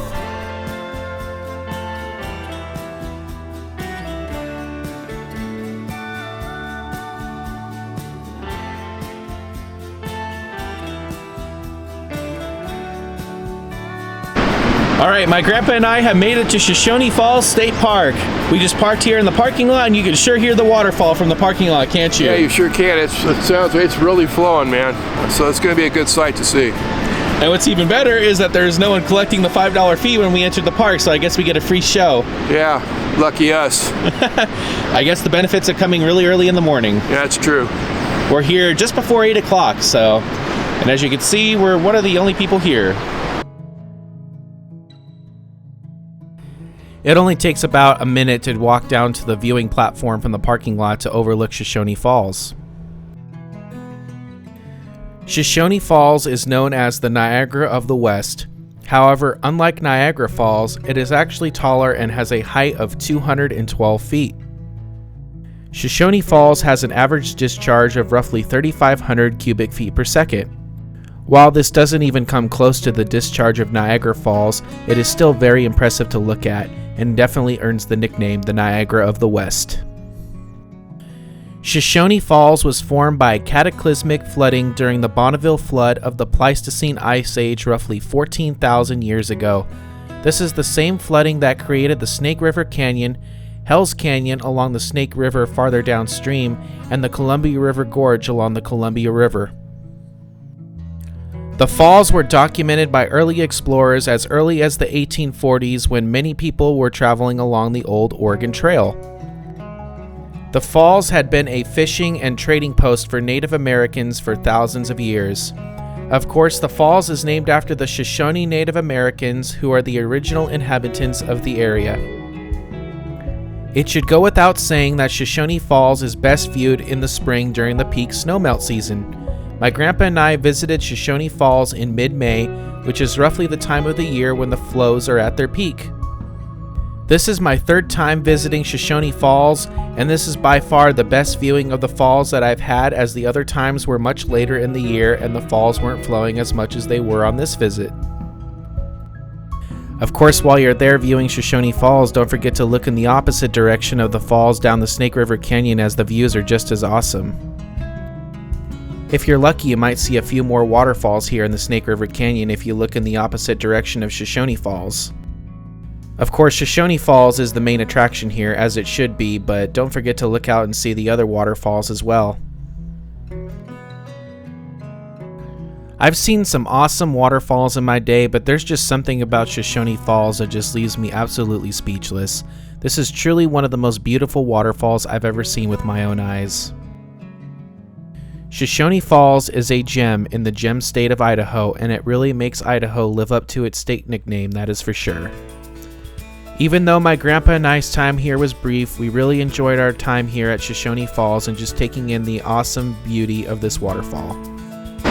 All right, my grandpa and I just got done visiting Shoshone Falls here just outside of Twin Falls, Idaho. What were your thoughts on seeing the waterfall? Well, it's really fantastic right now. We've been here a couple times, and this is the first time that we've been here this time of year, and this thing is just roaring right now. It's really a sight to see. I agree. So we're here in mid-May of 2024, and it seems like May seems to be the peak flow month of Shoshone Falls here along the Snake River.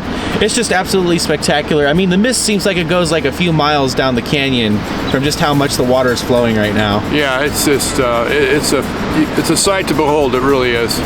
They don't call it the Niagara of the West for nothing. No, it truly is. If you ever get a chance and you're out this way, check it out. After leaving Shoshone Falls, we began to make our journey back to California, so we made our way over to US 93 and basically took that all the way back to Nevada. There really wasn't anything notable about our drive on US 93 back into Nevada, although the town of Jackpot really stands out because you mostly pass through nothing between the Twin Falls region and Wells, Nevada, where you meet back up with Interstate 80. Jackpot, Nevada is one of the few Nevada communities that observes mountain time due to its economic ties with Idaho, although it observes it on an unofficial basis. It took us about 2 hours to drive from the Twin Falls region of Idaho all the way down to Wells, Nevada, where we met back up with Interstate 80. All right, so my grandpa and I have drove 2 hours back into Nevada here in the town of Wells, and then we're pretty much just going to be following I-80 all the way back to California. But we will be stopping at a few things along the way on our way back to California. So we'll show you what those are here as we continue our drive west. Yeah, we've been we had a little bit of rain coming down 93. It was kind of odd, but it was kind of nice. Yeah, it's gonna be 90 degrees by the time we get back to our home in California, believe it or not. So that's a big temperature change. Lucky us. All right, you ready to hit the road? Yeah, let's do it. One of the things we wanted to check out was every courthouse that we were able to see here along Interstate 80 in Nevada as we made our way back to California. Our first county courthouse was right here in the city of Elko, which serves as the county seat of Elko County. The Elko County Courthouse here in Elko, Nevada was built in 1911 and it replaced the original courthouse that was built here in 1869 when Elko County was originally created. The Elko County Courthouse was added to the National Register of Historic Places on September 23rd of 1992. All right, my grandpa and I are here at the Elko County Courthouse here in Elko, Nevada. What are your thoughts on this courthouse? It's a nice looking building. I like it. It's has the typical columns and everything, so it's nice. One thing I really liked here on the Elko County Courthouse was this booth that basically went over the entire history of Elko County from its creation in 1869 to the present. The artist whoever painted this did an amazing job, so shout out to you if you're watching this video.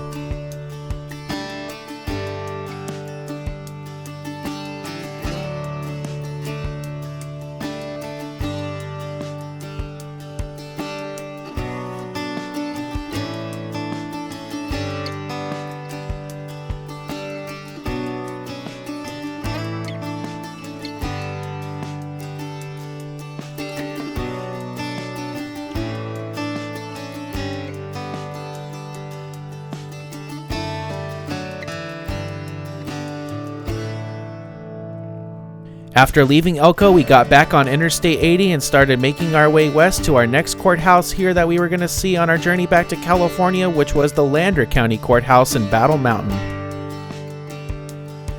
Of course, the Lander County Courthouse is a very modern building because, believe it or not, the Lander County seat was moved to Battle Mountain in 1979 after originally being in Austin, Nevada. Of course, this courthouse right here in Battle Mountain is actually the second incarnation of a courthouse that existed here in Battle Mountain, with the original courthouse being torn down and replaced with this one right here. All right, so my grandpa and I have made it to Battle Mountain here, and we're at the Lander County Courthouse because obviously Battle Mountain is the county seat of Lander County. So what are your thoughts here on the Lander County Courthouse? It's a nice looking building. It's a newer building, obviously. It's not like some of the typical ones we go and see in these smaller towns, but it's a nice building. All right, so Battle Mountain is actually the newest county seat in Nevada. Prior to 1979, the county seat of Lander County was actually Austin, which is about 90 miles down the road that way along the loneliest road in America. But obviously by 1979, the population shifted to the northern part of the county up here in Battle Mountain. So in 1979, the county seat got moved here to Battle Mountain from Austin. So this is the newest county seat change in Nevada. Yeah, so obviously that's the reason for the newer building. Yeah. Obviously, you can still see the original Lander County Courthouse down there in Austin. It's an old historic building, and it looks really nice. Too bad we're not going to be seeing it on this trip, but if we ever do the loneliest road in America road trip, we can see it then. So yeah, that's true. So anyhow, yeah, this is a nice building here. All right, up next is the Humboldt County Courthouse down the road in Winnemucca. The Humboldt County Courthouse here in Winnemucca was built in 1921 and was designed by architect Frederick J.D. Longchamps. The Humboldt County Courthouse was added to the National Register of Historic Places on August 19, 1983.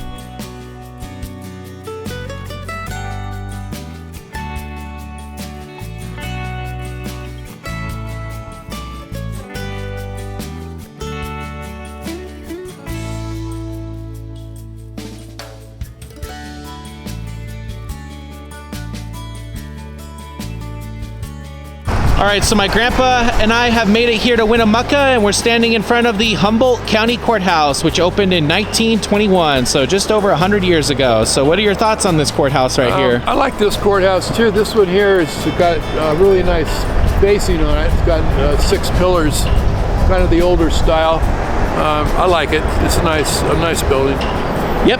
And we got one more courthouse to see here before we end off our trip, and that is the Pershing County Courthouse down the road in Lovelock.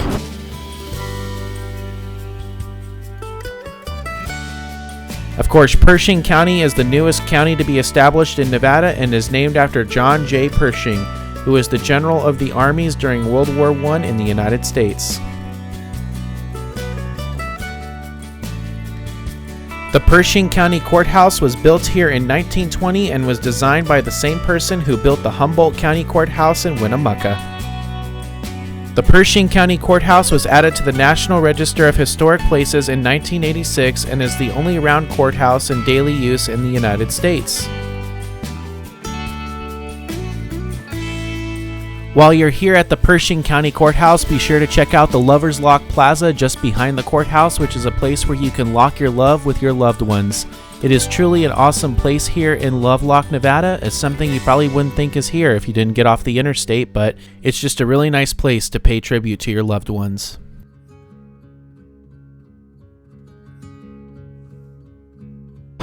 All right, my grandpa and I are here in Lovelock, Nevada at our final courthouse stop here as we make our way back to California. We are at the Pershing County Courthouse. So what are your thoughts on this very unique looking courthouse? This is the neatest courthouse I think we've seen in a long time. It's actually round. I really like this one, and it's a really neat design. So out of the 4 courthouses today, which one do you like the best? Or you can rank all 4 if you choose to right now. This is the one I like the best here. I like the older style courthouses myself. Which one did you like the least? The Lander County Courthouse, since it's the newest one? Yeah, because it's the most modern one. All right, everyone, that is going to conclude my grandpa and I's 5-day road trip here in the Mountain West. We certainly hope you enjoyed riding along with us. I had a great time. What about you? What were some of the highlights for you? What was your favorite thing that we did on this trip? I had a really great time too. I think the parks, the national parks, was my favorite. I really liked those parks. Yeah. So and Jackson Hole was a neat town. It's kind of touristy now, but I really like that too. I like the whole trip. Yeah, for me personally, watching the sunset there at the Utah State Capitol was really fun. Seeing the Northern Lights for the first time in my life was something I never thought I would ever see, but I'm glad I got to see it, and it was with you, so that makes it even more special. And just Grand Teton National Park was by far my favorite part of the entire trip. So. Yeah, I have to agree. I think of number one was the Teton Range. That's just amazing. It's an amazing place. When it comes to road trips, this is easily one of my favorite ones that I've been on with my grandpa. The scenery and the memories that we've made on this road trip here in the Mountain West are some I'll hold on to forever, and I'll never forget them. Just the fact that we were able to see the Northern Lights, visit 2 national parks, and just see some amazing scenery along the way just really makes for the best road trip memories ever. What were some of your favorite moments from our road trip? Be sure to let me know down in the comments, and let me know if you have any experiences at these places that we visited. I'd also love to hear your experiences from these places down in the comments as well. And with all that said, we hope you all enjoyed riding along with us. We certainly had a great time on this road trip, and we're glad we were able to share all of the things that we got to see here on this road trip with you guys.